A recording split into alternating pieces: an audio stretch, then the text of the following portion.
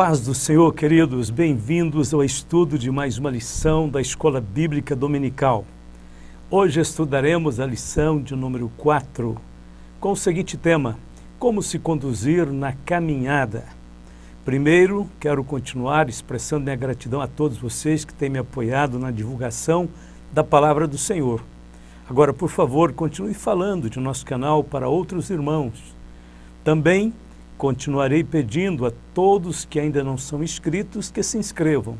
Nos últimos dias tivemos um bom crescimento. Mesmo assim, conforme dados do YouTube, 43% das pessoas que assistem os nossos vídeos ainda não se inscreveram. Esse é o desafio. Venha fazer parte deste grande projeto. Vamos encher o mundo com a palavra de Deus. Contamos com todos vocês. Agora vamos para a lição.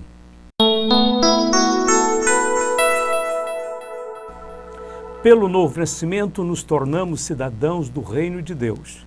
Essa nova posição espiritual nos impõe a responsabilidade de vivermos diferentes do presente século mau. Trata-se de uma conduta pautada na sabedoria e na prudência, principalmente para com os que estão de fora. O crente fiel é uma testemunha do Cristo vivo. Ele proclama ao mundo não regenerado o poder transformador do Evangelho. Ele vive em novidade de vida, separado do mundo, dando demonstração de sua total confiança no poder do Espírito Santo que o santifica. Sua vida de justiça e santidade é uma demonstração viva do poder de Deus que justifica todo aquele que crê. Nesta lição, estudaremos sobre como devemos nos conduzir pelo caminho que nos leva ao céu. Fiel é a palavra, e isto quero que deveras afirmes, para que os que creem em Deus procurem aplicar-se às boas obras. Estas coisas são boas e proveitosas aos homens. Tito 3:8. Ponto de número 1. O padrão de conduta na caminhada cristã. Jesus como nosso padrão de conduta. Porque eu vos dei o exemplo, para que, como eu vos fiz, façais vós também. João 13:15. Quem deseja fazer a vontade de Deus deve seguir o exemplo de Jesus Cristo. Ele é o nosso modelo padrão de conduta. À medida em que seguimos o caminho nesta vida, devemos olhar firmemente para Ele, seguindo-o em suas ações e reações. Esse olhar fixo é uma forma de vivermos nele. Disso resultará a nossa transformação moral e espiritual. Mas todos nós, com cara descoberta, refletindo como um espelho a glória do Senhor, somos transformados de glória em glória na mesma imagem, como pelo Espírito do Senhor. 2 Coríntios 3:18. Deve existir uma perfeita interação entre nós e Cristo, a fim de que a vida de Cristo se torne o padrão espontâneo de nossa conduta. Tal experiência produzirá em nós pelo menos 3 grandes virtudes. Primeiro, a certeza do seu perfeito amor. Segundo, a confiança em seu pleno perdão no dia do juízo. E terceiro, a nossa semelhança com Ele neste mundo. Nisto é perfeito o amor para conosco, para que no dia do juízo tenhamos confiança. Porque qual Ele é, somos nós também neste mundo. 1 João 4:17. Fazendo a vontade de Deus. Nisto é glorificado meu Pai, que deis muito fruto, e assim sereis meus discípulos. João 15:8. O propósito mais elevado da existência humana é viver para o louvor e glória de Deus. Deveríamos estar nos perguntando: o que eu estou fazendo é para a glória de Deus? Esta pergunta avalia de forma sincera e profunda as nossas atitudes. Pensando nisso, vamos renovar a pergunta da seguinte forma: qual é o tipo de vida que glorifica a Deus? Novamente, temos que olhar para Cristo. Ele glorificou ao Pai em sua obediência. Eu glorifiquei-te na terra, tendo consumado a obra que me deste fazer. João 17:4. Glorificar a Deus significa confirmar as qualidades dele e torná-las conhecidas.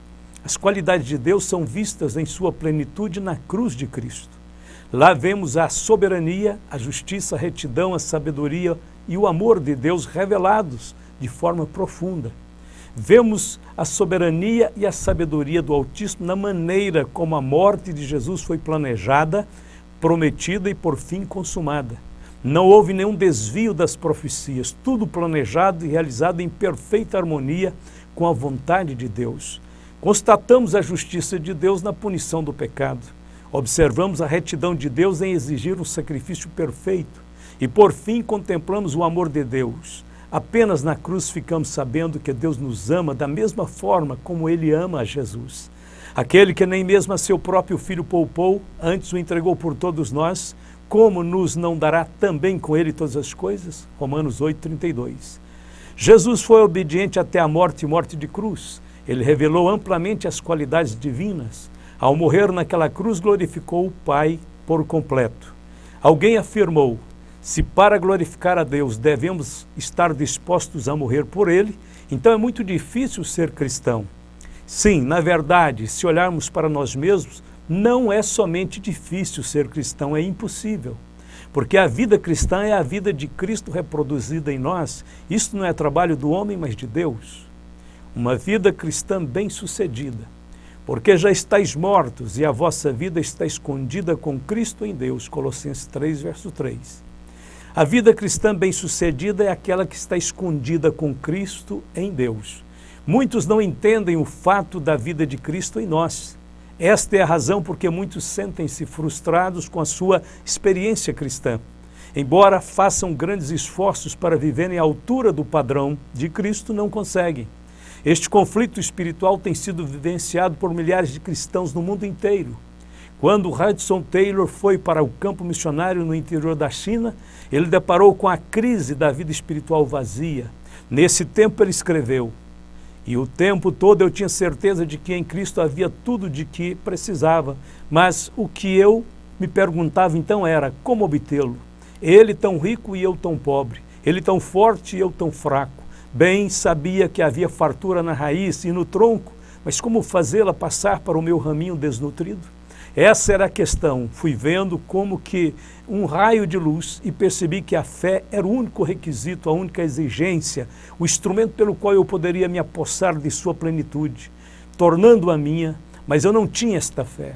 Lutei para obter fé, mas não a recebia. Tentei exercitá-la, porém em vão.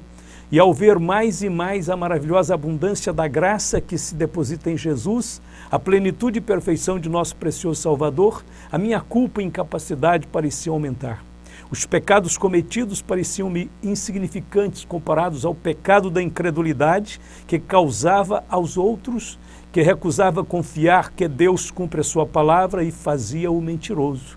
Eu achava ser a incredulidade o pecado que condena o mundo, e eu o possuía. Orava por mais fé e não recebia. O que devia fazer? Quando a agonia da alma de Hudson Taylor chegou ao auge, uma frase de uma carta escrita por seu querido amigo McCarthy agiu para remover as escamas de seus olhos. E o Espírito de Deus lhe revelou a verdade de nossa união com Jesus, como nunca antes a tinha conhecido. McCarthy, que fora abalado pelo mesmo sentimento de fracasso, enxergar a luz primeiro. Ele escreveu assim: como fazer para que a fé se fortaleça? Não lutando por ela, mas sim descansando sobre aquele que é fiel. Hudson Taylor escreveu: lendo compreendi perfeitamente, se formos infiéis, ele permanece fiel. Olhei para Jesus e vi, e quando vi, que gozo senti, que ele disse: nunca te deixarei, jamais te desampararei. Oh, aí está o descanso, pensei, lutei em vão para descansar nele, não lutarei mais, pois ele promete ficar comigo, ele promete nunca me deixar e nunca me desamparar, ele vai cumprir tudo isso porque ele é fiel. Não foi só isso que ele me mostrou, esta foi uma fração do todo. Enquanto eu pensava na videira e nas varas, quanta luz o Espírito Santo derramou em minha alma. Como parecia errado eu querer tirar a seiva, a plenitude dele. Vi então que Jesus não só nunca me deixará, mas que eu sou membro do seu corpo, da sua carne e de seus ossos. A videira não é só raiz, mas tudo. É raiz, é ramo, é tronco, é galhos, raminhos, folhas, frutos, flores. E Jesus não é só isso. Ele é também o solo, o sol, o ar. Ele é a luz. Jesus é tudo. Jesus é completo em todos os seus sentidos. Jesus, por 1000 vezes, com tudo que já sonhei, desejei ou precisei, ele é ainda muito mais. Oh, que gozo ver esta verdade! Oro para que aos olhos de seu entendimento possam também ser esclarecidos, para que você conheça e experimente as riquezas a nós concedidas gratuitamente em Cristo. A parte mais doce é o descanso que decorre da plena identificação com Cristo. Agora já não estou mais ansioso sobre coisa alguma. Quando reconheço isso, pois Ele é em tudo capaz de realizar a sua vontade e sua vontade é a minha. Não importa onde Ele me coloque, nem como. Isto é antes para Ele do que para mim considerar, pois no lugar mais fácil, Ele vai me dar sua graça. No lugar mais difícil, a sua graça me basta. Não há perigo de que os seus recursos sejam insuficientes para qualquer emergência. E os seus recursos são meus, pois Ele é meu, está comigo, habita em mim. Desde que Cristo tenha assim habitado pela fé no meu coração, como me sinto feliz. Eu estou morto e sepultado com Cristo, sim, e ressuscitado também. E agora Cristo vive em mim. E esse viver que agora vivo na carne, vivo pela fé no Filho de Deus, que me amou e a si mesmo se entregou por mim. Se o velho homem não for considerado morto com Cristo, ele impedirá que a nova vida se manifeste em você. Nós só temos que entrar nessa dimensão e descobrir o que significa render-se completamente a Ele e confiar em suas palavras e na sua providência. Ponto de número 2, fazendo a caminhada com prudência e sabedoria. O que é prudência? A Bíblia diz, dá instrução ao sábio e ele se fará mais sábio ainda. Ensina o justo e ele crescerá em prudência, Provérbios 9:9. A palavra prudência tem a conotação de entendimento, compreensão ou discernimento. Podemos conceituá-la como a virtude que nos capacita a agir com cuidado e moderação diante de situações desafiadoras, que nos ajuda a discernir a escolha mais adequada para fazer o bem. Na Epístola aos Efésios, Paulo ensina que Deus derramou sobre nós toda a prudência, todo entendimento, conhecimento e amor, conforme a vontade dEle, em quem temos a redenção pelo seu sangue, a remissão das ofensas, segundo as riquezas da sua graça, que Ele tornou abundantemente para conosco em toda sabedoria e prudência, descobrindo-nos o mistério da sua vontade, segundo o seu beneplácito, que propusera em si mesmo, aos Efésios 1:7-9. No capítulo 5 de Aos Efésios, Paulo nos ensina vários conceitos sobre essa prudência para a nossa caminhada com Cristo. Podemos definir o capítulo 5 de Aos Efésios em 3 partes. O primeiro, uma caminhada em amor, versos de 1 ao 14. O segundo, uma caminhada com sabedoria, versos de 15 a 17. E terceiro, uma caminhada cheia do Espírito Santo, nos versos 18 ao 33. Não andeis como nécios, portanto vede prudentemente como andais, não como nécios, mas como sábios, remindo o tempo, porquanto os dias são maus. Pelo que não sejais insensatos, mas entendei qual seja a vontade do Senhor, aos Efésios 5, de 15 ao 17. A palavra nécios, do grego azófos, significa insensato, tolo, ignorante, indicando uma vida de cegueira espiritual equivalente à vida da carne. Isto é exatamente o contrário do que se espera daqueles que já nasceram de novo e têm o Espírito Santo de Deus. Mas de vós, ó amados, esperamos coisas melhores e coisas que acompanham a salvação, ainda que assim falamos, aos Hebreus 6, verso 9. Andeis como sábios, portanto vede prudentemente como andais, não como nécios, mas como sábios, aos Efésios 5:15. A palavra grega para sábio é sophos, uma pessoa hábil, habilitada. Esse adjetivo descreve a vida cristã dirigida pelo Espírito Santo, em contraste com a sabedoria do mundo, como lemos. Quem dentre vós é sábio e inteligente, mostre pelo seu bom trato as suas obras em mansidão de sabedoria. Mas se tendes amarga inveja e sentimento faccioso em vosso coração, não vos glorieis nem mintais contra a verdade. Essa não é a sabedoria que vem do alto, mas é terrena, animal e diabólica. Porque onde há inveja e espírito faccioso, aí há perturbação e toda obra perversa. Mas a sabedoria que vem do alto é primeiramente pura, depois pacífica, moderada, tratável, cheia de misericórdia e de bons frutos, sem parcialidade e sem hipocrisia. Tiago 2, de 13 a 17. Estes são os contrastes mais evidentes entre a sabedoria que vem do alto e a sabedoria terrena, animal e diabólica. Ponto de número 3. Vencendo os dias maus. Remindo o tempo. O tempo tem a sua origem a partir do momento em que Deus decide criar o universo e o homem.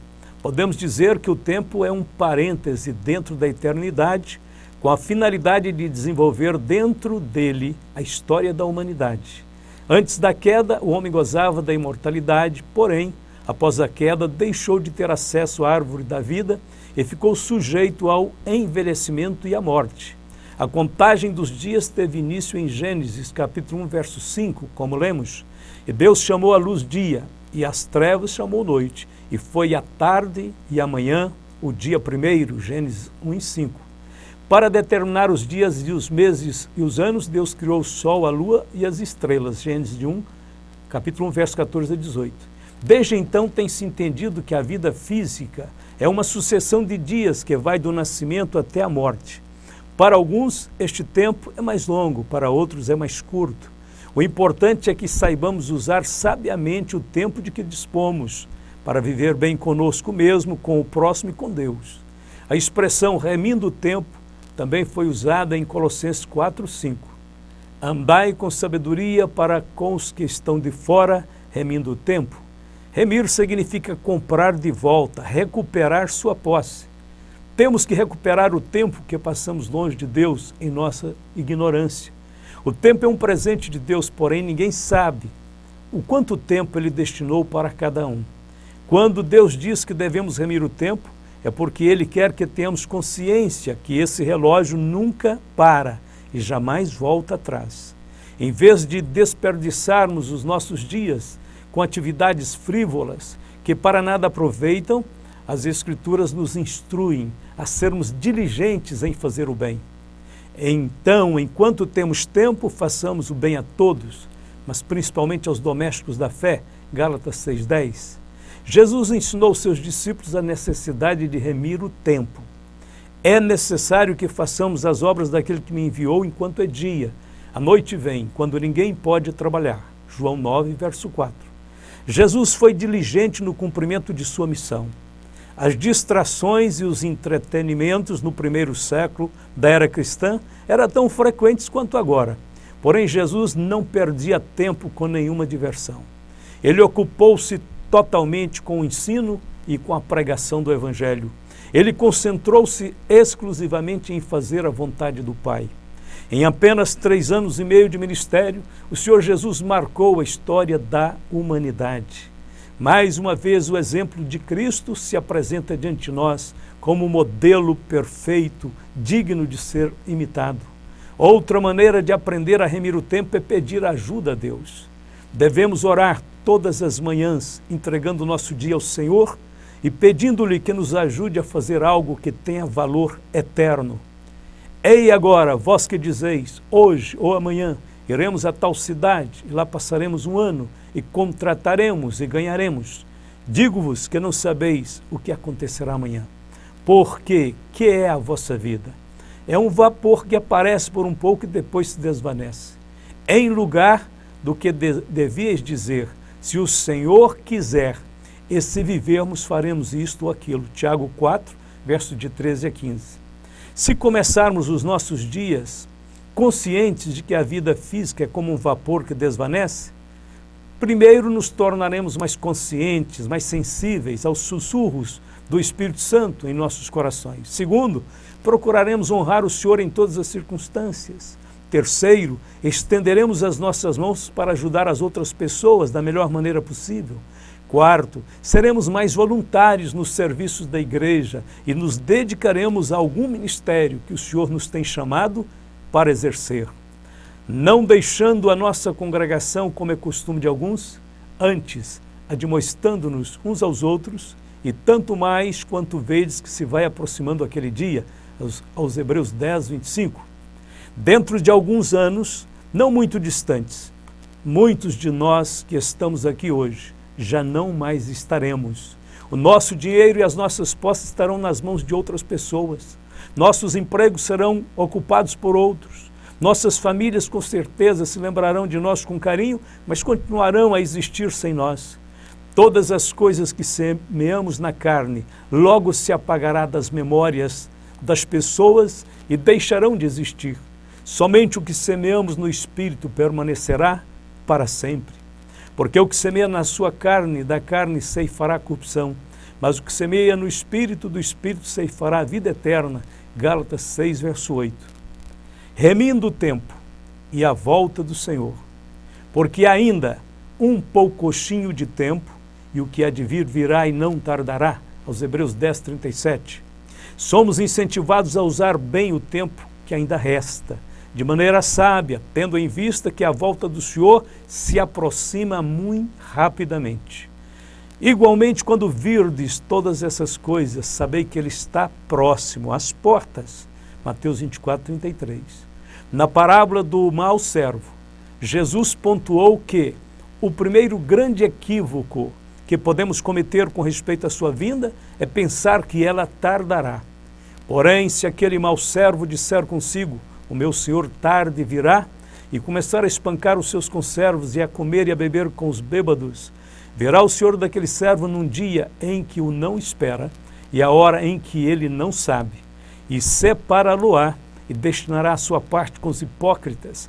Ali haverá pranto e ranger de dentes. Mateus 24, versos 48 a 51.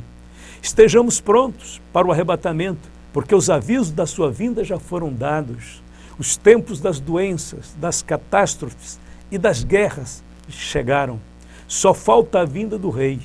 Maranata, ora vem, Senhor Jesus. Os dias são maus. Remindo o tempo, porquanto os dias são maus, aos Efésios 5,16, falamos muito tempo sobre a vinda do Senhor, sem calcularmos os devidos custos espirituais de vivermos nos últimos dias. De acordo com a Bíblia, os últimos dias seriam maus. Sabe, porém, isto, que nos últimos dias sobrevirão tempos trabalhosos, porque haverá homens amantes de si mesmos, avarentos, presunçosos, soberbos, blasfemos, desobedientes a pais e mães, ingratos, profanos, sem afeto natural, irreconciliáveis, caluniadores, incontinentes, cruéis, sem amor para com os bons, traidores, obstinados, orgulhosos, mais amigos dos deleites do que amigos de Deus, tendo aparência de piedade, mas negando a eficácia dela. Destes, afasta-te. 2 Timóteo 3, de 1 a 5. Este é o quadro espiritual dos últimos dias. Precisamos estar devidamente preparados, a fim de não sermos afetados por este estado doentio do pecado no mundo. E por se multiplicar a iniquidade, o amor de muitos se esfriará. Mateus 24, 12. Temos a plena convicção de que o Senhor nos tirará deste mundo antes que a grande tribulação comece. Porém, não seremos poupados do princípio de dores, conforme Mateus 24, de 4 a 8. E esse tempo já começou. A palavra de ordem agora é: mas aquele que perseverar até o fim será salvo. Mateus 24, verso 13. Sejamos firmes e constantes no propósito de servir e glorificar o Senhor até que Ele volte. Amém. Vamos para a conclusão desta lição. Chegou o tempo de avaliarmos a nossa conduta como filhos de Deus. A Bíblia diz: porque já é tempo que comece o julgamento pela casa de Deus, e se primeiro começa por nós, qual será o fim daqueles que são desobedientes ao Evangelho de Deus? 1 Pedro 4,17. Temos então que perguntar: será que estamos caminhando para o céu respeitando os limites da liberdade cristã? Será que estamos vivendo dentro dos parâmetros da santidade bíblica requerida para o nosso encontro com o Senhor? Estamos sendo sábios o suficiente para usarmos o tempo de forma produtiva? Como estamos lidando com o ceticismo, com a imoralidade sexual e com a rejeição da verdade nestes últimos dias? Estamos perto de desistir ou estamos firmes para continuar a caminhada até o fim? Inicialmente, quando Israel saiu do Egito, todos estavam bem dispostos. Porém, com o passar dos dias, foram se cansando. Não demorou muito, a grande maioria começou a murmurar. Paulo fez uma cuidadosa descrição de como aquele povo distanciou gradativamente da vontade perfeita de Deus. Paulo escreveu: ora, irmãos, não quero que ignoreis que nossos pais estiveram todos debaixo da nuvem e todos passaram pelo mar. E todos foram batizados em Moisés na nuvem e no mar. E todos comeram de um mesmo manjar espiritual e beberam todos de uma mesma bebida espiritual, porque bebiam da pedra espiritual que os seguia, e a pedra era Cristo. Mas Deus não se agradou da maior parte deles, pelo que foram prostrados no deserto. E essas coisas foram-nos feitas em figura, para que não cobicemos as coisas más como eles cobiçaram. Não vos façais, pois, idólatras, como alguns deles, conforme está escrito: o povo assentou-se a comer e a beber, e levantou-se para folgar. E não nos prostituamos, como alguns deles fizeram, e caíram num dia 23.000. E não tentemos a Cristo, como alguns deles também tentaram e pereceram pelas serpentes. E não murmureis, como também alguns deles murmuraram e pereceram pelo destruidor. Ora, tudo isso lhes sobreveio como figuras, e estão escritas para aviso nosso, para quem já são chegados os fins dos séculos. Aquele, pois, que cuida estar em pé, olhe que não caia. Observando os exemplos citados por Paulo, ficamos instruídos a respeito das falsas condutas que conduzem ao fracasso. Se formos sábios e prudentes, evitaremos os erros que podem prejudicar a nossa caminhada para o céu. Que Deus nos ajude, que Deus nos abençoe, que Deus nos torne capazes, dispostos e firmes para continuarmos, porque a caminhada é gloriosa e mais glorioso ainda será o nosso encontro com Jesus. Que Deus possa nos encher de ânimo, abençoar o coração do meu irmão, da minha irmã, tocar na sua vida, te dar uma mente capaz de ver a solução, de enxergar as provisões divinas e de olhar para frente o tempo todo. Glória seja dada ao Senhor, que Deus abençoe e guarde a todos nós, que aonde quer que esta palavra, a palavra do Senhor, chegue, ela possa levar esperança, uma força nova, um vigor novo do Espírito Santo ao coração de todos os filhos de Deus. Esta é nosso desejo, essa é a nossa oração, esse é o nosso empenho diante do Senhor nesses últimos dias. Deus te abençoe, hoje e sempre. Amém.